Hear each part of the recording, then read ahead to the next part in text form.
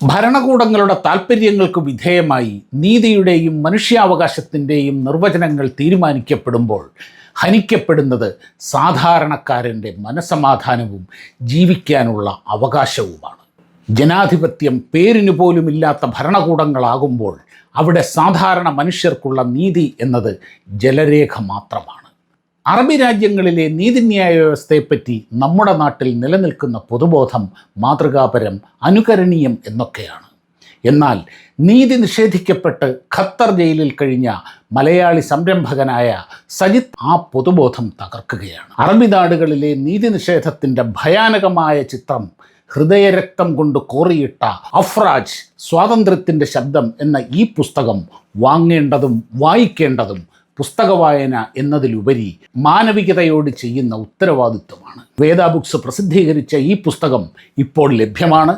ആവശ്യമുള്ളവർ താഴെ കാണുന്ന ഫോൺ നമ്പറിൽ വാട്സപ്പിൽ ബന്ധപ്പെടുക.